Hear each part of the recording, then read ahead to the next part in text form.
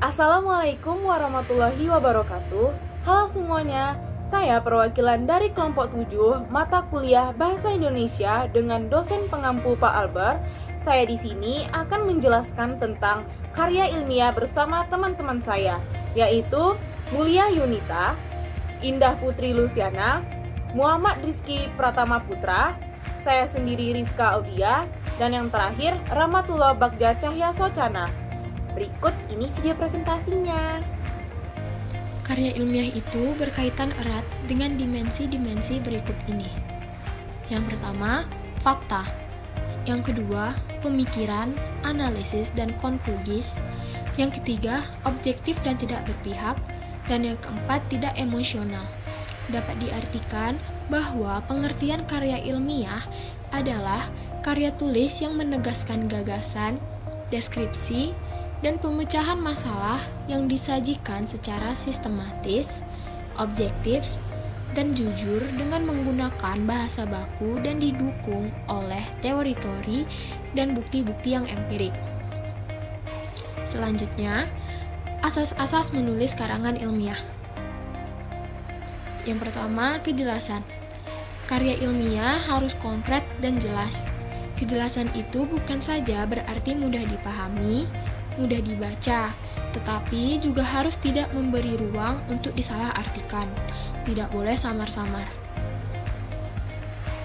Yang kedua, ketepatan. Karangan ilmiah menjunjung tinggi keakuratan. Hasil penelitian dan cara penyajian hasil penelitian harus tepat atau akurat. Yang ketiga, keringkasan. Karya ilmiah haruslah ringkas.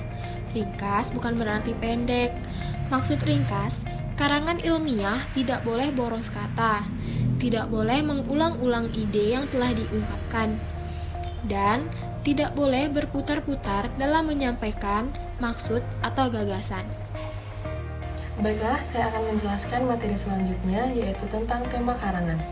Secara umum, tema karangan dapat dipahami sebagai sebuah ide sentral di dalam karangan yang akan mampu mengikat keseluruhan, uraian, deskripsi, penjelasan, dan seluruh pembuktian di dalam konstruksi karangan ilmiah yang bersangkutan. Bagi seorang pembaca, tema karangan akan berfungsi sebagai penuntun untuk dapat memahami keseluruhan tulisan atau karangan secara cepat. Tema karangan yang baik bagi seorang penulis sebagai berikut.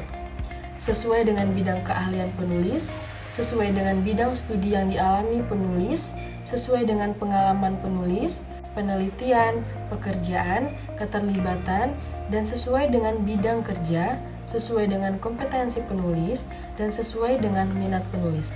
Adapun bagi pembaca, tema yang dianggap menarik adalah sesuai dengan tuntutan pembaca dalam mencapai target tertentu, sesuai dengan latar belakang ilmu, pengetahuan, dan teknologi yang ditekuni pembaca, sesuai dengan bidang pekerjaan dan profesi yang digeluti pembaca, memberikan kontribusi yang signifikan bagi pembaca.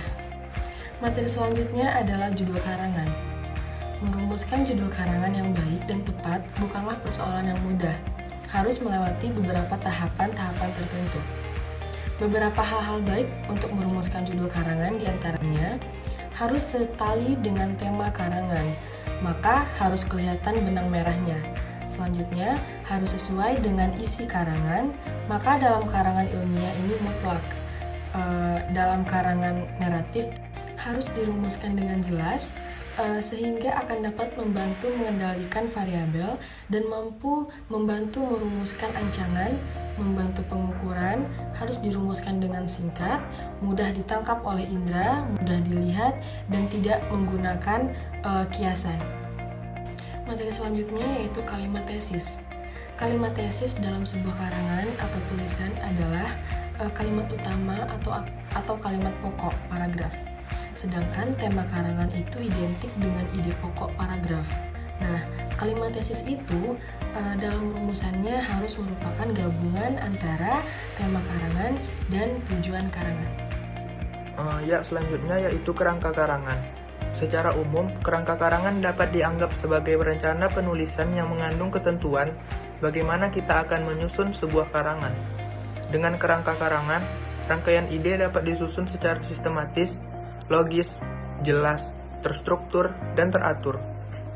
Adapun fungsi dari kerangka karangan adalah: yang pertama, memperlihatkan pokok bahasan, subbahasan, dan memberikan kemungkinan perluasan bahasan sehingga memungkinkan penulis menciptakan suasana kreatif sesuai dengan variasi yang diinginkan. Yang kedua, mencegah pembahasan keluar dari suasana yang sudah dirumuskan dalam topik, judul, kalimat tesis, dan tujuan karangan. Yang ketiga, memudahkan pengendalian variabel. Yang keempat, memperlihatkan kekurangan dan kelebihan materi pembahasan. Selanjutnya yaitu model-model berpikir. Yang pertama, model DAMD, duduk perkara, alasan, misal, duduk perkara. Dalam model ini, uraian dimaksudkan untuk menjelaskan dudukan perkara persoalan. Uraian duduk perkara persoalan harus didukung oleh alasan yang tepat. Setelah itu, disusul dengan contoh-contoh yang tepat. Langkah terakhir yaitu menjelaskan kembali duduk perkara persoalan itu supaya menjadi jelas. Selanjutnya yaitu model DSD, dahulu, sekarang, depan. Sebuah topik diolah dengan memaparkan bagaimana hal itu diterima, ditanggapi, dipahami, ditaati, diteliti pada masa lampau, masa kini, dan masa mendatang. Yang ketiga yaitu model PMHT, perhatian, minat, hasrat, dan tindakan. Model ini dapat dipakai untuk mengobarkan semangat, membangkitkan minat, mengobarkan hasrat, dan membangkitkan tindakan tertentu. Yang keempat yaitu model 5W1H, yaitu what, who, when, where, why, how. Model pemaparan ini lazim digunakan dalam surat kabar, terutama untuk menulis berita-berita lugas. Yang kelima, model TAS, tesis, antitesis, dan sintesis. Model ini, persoalan dikaji dari dimensi kontras atau berlawanan, seperti kebaikan-keburukan, keuntungan-kerugian, dan lain-lain. Yang terakhir yaitu model PIK, pendahuluan, isi, kesimpulan. Dalam model ini, penulis mengawali uraian dengan pendahuluan yang menarik, lalu mencurahkan secara total di isi, dan ditutup dengan kesimpulan. Selanjutnya yaitu ihwal latar belakang masalah, rumusan masalah.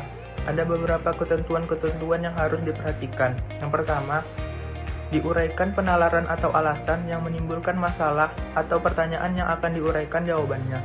Yang kedua, diuraikan kegunaan praktis hasil analisis. Yang ketiga, diungkapkan masalah utama secara jelas, lazimnya dalam bentuk pertanyaan. Gunakanlah kata tanya yang menuntut analisis seperti bagaimana dan mengapa. Kata tanya apa tidak menuntut analisis.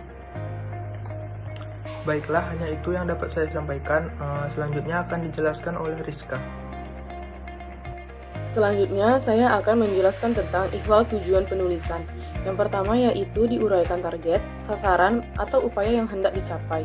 Misalnya, mendeskripsikan hubungan X terhadap Y, membuktikan bahwa budaya tradisi dapat dilestarikan dengan kreativitas baru, dan terakhir menguraikan pengaruh X terhadap Y. Yang kedua, tujuan utama dapat dirinci menjadi beberapa tujuan sesuai dengan masalah yang akan dibahas.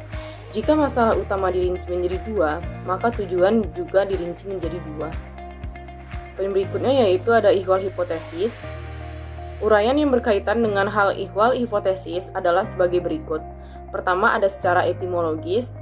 Kata hipotesis berasal dari bahasa Yunani, hypo atau hupo, artinya kurang dari atau sebelum. Tesis juga berasal dari bahasa Yunani yang artinya adalah dalil, hukum, pendapat, atau kesimpulan. Jadi, kata hipotesis adalah sebelum dalil. Hipotesis dapat dikatakan sebelum dalil karena dalil sementara itu belum dibuktikan kebenarannya lewat penelitian. Maka, agar dalil sementara itu menjadi dalil yang sesungguhnya, harus dibuktikan terlebih dahulu di dalam keseluruhan proses analisis penelitian. Hipotesis pada akhirnya akan berubah menjadi teori setelah melewati tahapan pembuktian. Yang kedua, hipotesis bisa salah, bisa juga benar. Jika dalam penelitian ternyata terbukti bahwa sebuah hipotesis ini salah, harus dibuat lagi penelitian yang baru. Artinya, dengan hipotesis yang terbukti salah itu, penelitian baru harus sebagai kelanjutan penelitian yang dilakukan sebelumnya dapat dilakukan. Jadi, kalau hipotesis itu keliru, tidak berarti bahwa rumusan hipotesis itu keliru atau penelitiannya keliru. Hipotesis dalam sebuah karya ilmiah lazimnya berisi hal-hal berikut. Yang pertama ada antecedent, yaitu bagian kalimat dalam hipotesis yang diawali oleh kata-kata jika, seandainya, atau seandainya tidak. Kedua ada konsekuen, harus dibuat, bertautan dengan antecedent. Sebuah konsekuen harus dilakukan dengan pembuktian kebenaran dalam pelaksanaan penelitian. Yang ketiga ada dependent, hubungan antara antecedent dan konsekuen. Hubungan ini harus merupakan hubungan sebab dan akibat yang benar. Adapun beberapa macam hipotesis yang dapat disampaikan berikut ini. Yang pertama ada hipotesis deskriptif, yaitu ditujukan untuk mendemonstrasikan dugaan sementara tentang bagaimana benda-benda, peristiwa-peristiwa dapat terjadi. Yang kedua ada hipotesis argumentatif yang digunakan untuk menunjukkan mengapa benda-benda atau peristiwa-peristiwa terjadi. Yang ketiga ada hipotesis kerja yang digunakan untuk menjelaskan akibat-akibat dari suatu sebab. Yang keempat ada hipotesis nol yang dirumuskan untuk memeriksa ketidakbenaran suatu dalil atau teori yang kemudian akan ditolak dengan pembuktian-pembuktian yang sah. Dan berikutnya ada ihwal abstrak. Yang pertama ada abstrak merupakan bentuk penyajian singkat sebuah laporan atau dokumen yang ditulis secara teknis, kloto, tanpa kritik atau penafsiran penulisan abstrak. Yang kedua, abstrak juga dapat didefinisikan sebagai pernyataan singkat tetapi akurat dari isi laporan atau dokumen tanpa menambah tafsiran atau kritik dan tanpa membedakan untuk siapa abstrak tersebut dibuat.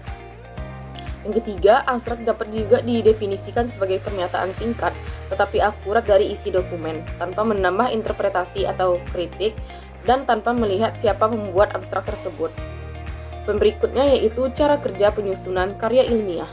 Pertama, data harus dianalisis dengan tetap cermat sambil mempertimbangkan pelbagai persyaratan, pelbagai kendala, aneka asumsi, dan teori-teori relevan yang menjadi dasar rancangan penelitiannya.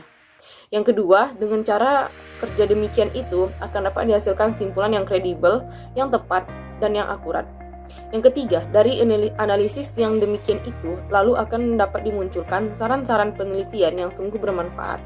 Jelas, maksudnya saran itu konkret, tidak samar-samar. Relevan maksudnya saran itu harus sesuai dengan judul dan masalahnya. Operasional maksudnya harus bisa dilaksanakan, tidak boleh mengawang-awang, tidak boleh hanya merupakan utopia-utopia. Yang terakhir, dapat juga dirumuskan implikasi penelitian yang tepat. Dengan rumusan itu, maka ada semacam jaminan bahwa kelanjutan penelitian serupa akan dilaksanakan. Bila pula penelitian lain itu mengambil dimensi berbeda, sekalipun objek sasaran penelitiannya masih tetap sama.